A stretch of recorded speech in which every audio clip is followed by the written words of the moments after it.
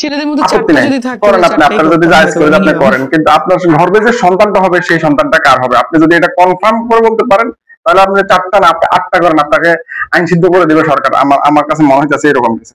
কিন্তু আপনি কিভাবে বলবেন যে এই সন্তানটা আপনার রহিমুল্লাহ না করিমুল্লাহ না সলিমুল্লাহ না আব্বাসুল্লাহ, আপনি কেমনে জানবেন? আপনি এটা কিভাবে বলবেন? উনি আরো মনে হয় যে নায়িকাদের সবই যদি খোলামেলা থেকে যায়, পাবলিকের কিউরিসিটি কমে যায়। নায়িকাদের সব যদি খোলামেলা থাকে তাহলে পাবলিকের কিউরিসিটি কমে যাবে। তবে উনি যে 4টা স্বামী রাখবেন একসাথে, তাহলে 4জন স্বামীকে কিউরিসিটি থাকবে ওনার সাথে থাকার? মানে বুঝলাম না কিছু। মানে ওনার হলো এরকম একটা চিন্তা ভাবনা, ঠিক আছে না? সব যদি খোলামেলা থাকে তাহলে পাবলিকের কিউরিসিটি কমে যাবে। আপনি দেখেন তো খোলামেলা তো আছে, যে এখানে কি সবার কিউরিসিটি কমছে? দেখেন তো এই কিউরিসিটিটা কি কমছে কিনা সবাই দেখেন। এখানে কিন্তু খোলামেলাই আছে, একদম সমুদ্র পাড়ের মধ্যে। বেশি কিছু বললাম না, বুঝে নিয়ে যা বোঝার। বিয়ে না হলেও প্রেগনেন্ট হওয়া যায়, বাট আমাদের সমাজ সেটা মানবে না। সো আমি বিয়ে না হলেও প্রেগনেন্ট হওয়া যায়, ওনার ইচ্ছা আছে বিয়ে না করে উনি প্রেগনেন্ট হবেন, কিন্তু এটা আমাদের সমাজ মাইনে নিবে না, সেই জন্য উনি করতে চাচ্ছেন না এটা। যদি সমাজ মাইনে নিত বা সমাজে যদি কোনোভাবে উনি লুকোচুরি করে এটা করতে পারতেন, তাহলে উনি করতো, বিয়ে না করে উনি প্রেগনেন্ট হতে পারতো। কিন্তু উনি আরো ভয়ঙ্কর একটা কথা বলছেন, উনি স্যারোগেট করার ইচ্ছা আছে ওনার। স্যারোগেট মানে কি সেটা তো সবাই বুঝছেন আপাতত, আশা করি। স্যারোগেট মানে হচ্ছে অন্যের স্পাম ভাড়া করে নিজের গর্ভে নিয়ে সন্তান জন্মদান করা, মানে অর্থাৎ অন্যের সন্তান জন্মদানের জন্য নিজের গর্ভটাকে ভাড়া দিচ্ছেন উনি, ভাড়া দেবেন, এরকম ইচ্ছা আছে ওনার। দুটো তো হওয়া উচিত, নানান ধরনের খায়েশের কোনো অভাব নাই, 2টা বাচ্চা মিনিমাম একসাথে হওয়া উচিত, মানে একসাথে 2টা হলে উনি মানে মোটামুটি বাঁচে আর কি। অনেকগুলো বাচ্চা নেওয়ার চিন্তা ভাবনা আছে, 2টা করে নেবে একসাথে একবারে। এখন অন্যের স্পাম যে ভাড়া নেবেন, ওনাকে ওখানে কয়টা সন্তানের জন্য নেবেন? ওখানে তো একটা সন্তান হওয়ার জন্য নেবেন।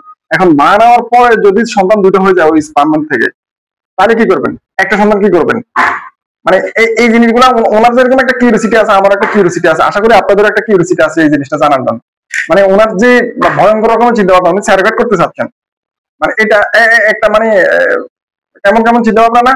একজন সেলিব্রিটি উনি, আমার স্যারোগেট করার ইচ্ছা আছে।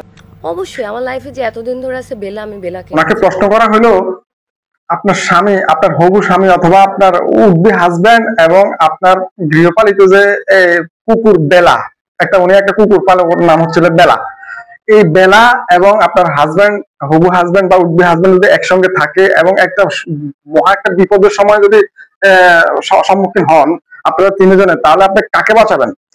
জবাবে উনি বললেন যে অবশ্যই উনি তার বেলাকে বাঁচাবেন, উনি তার হাজব্যান্ডকে বাঁচাবেন না। হ্যাঁ, উপস্থাপিকা আপা ওনাকে জিজ্ঞেস করলেন কিভাবে আপনি বেলাকে বাঁচাবেন, আপনি হাজবেন্ডকে বাঁচাবেন না? উনি বললেন যে আমার তো বেলা চলে গেল তো আমার বেলা পাবে না, কিন্তু হাজবেন্ড চলে গেলে আমি হাজবেন্ড পাবো, হাজবেন্ডের কোনো অভাব হবে না। ঠিক এইরকম হাজবেন্ডের কোনো অভাব নাই। দেখেন, মানে আপনি চাইলে হাজবেন্ড পাবেন, হাজবেন্ডের কোনো সমস্যা হয় না। এখানে দেখেন কয়জন হাজবেন্ড সিরিয়ালে দাঁড়িয়ে আছে হাজবেন্ড, ঠিক আছে নি? আসলে চিন্তা ভাবনার কোনো অভাব নাই।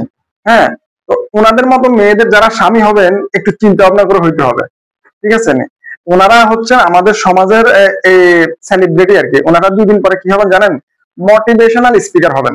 ওনারা মানুষকে মোটিভেট করবেন, মানুষকে সান্ত্বনা বাক্য দিবেন, মানুষকে মানে কনভার্ট করবেন, মনস্তাত্ত্বিক ভাবে কনভার্ট করবেন। ওনাদের এই চিন্তা ভাবনা দিয়ে, ওনাদের এই যে রুচি, এই যে ধ্যান ধারণা, এই ধ্যান ধারণা দিয়ে ওনারা মানুষকে কনভার্ট করবেন, মোটিভেট করবেন। এটা হচ্ছে আমাদের দেশের সেলিব্রিটি মোটিভেশনাল স্পিকারদের চিন্তা ভাবনা। অবশ্যই 2 দিন পরে ওনাকে এক জায়গায় নেবে, আপনি কিছু বলেন, আপু আপনি তো অমুক অলরেডি নিচ্ছে যাচ্ছে, আমরা দেখতেছি, হ্যাঁ হচ্ছে এগুলা। তো আসলে এদের থেকে মানুষ কি চিন্তা ভাবনা করবে আর কি আশা ভরসা করবে? এটা মানে আমার খুবই মানে ভবিষ্যৎ নিয়ে আমি একটু শঙ্কিত, এদের ভবিষ্যৎ নিয়ে, এবং যাদের জন্য ওনারা মোটিভেশনাল স্পিকার হয়ে যাবেন তাদের ভবিষ্যৎ নিয়ে আমি খুব চিন্তিত, উদ্বিগ্ন আমি। হাজবেন্ডকে মেরে ফেলবেন? হাজবেন্ড তো নতুন হবে, 1 মাস 2 মাস 3 মাস। আমি নিজের টাকা খরচ করে খুব দেখেন ওনার শপিং এর টাকা দেয়, আমার শপিং দুবাই থেকে করা হয়েছে, দুবাইয়ে উনি এইভাবে পাপারাজ্জিদের ফলে আটকা পড়ছে। এটাই ওরাই ওনার শপিং এর টাকা দেয়। উনি একটা সাক্ষাৎকারে বলছে 1.5 কোটি টাকার গাড়ি ওনাকে গিফট করবে বলছে কোন একজন সেলিব্রিটি আমাদের দেশেরই, কিন্তু উনি নেয় নাই। মানে 1.5 কোটি টাকার গাড়ি হবে না, উনি বিয়ে করবেন হলো কি সিডনিতে।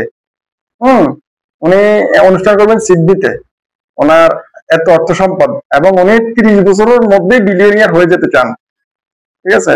আসলে শখ থাকা উচিত, অ্যাম্বিশন থাকা উচিত, উচ্চাকাঙ্ক্ষা উচ্চাবিলাসী থাকা উচিত।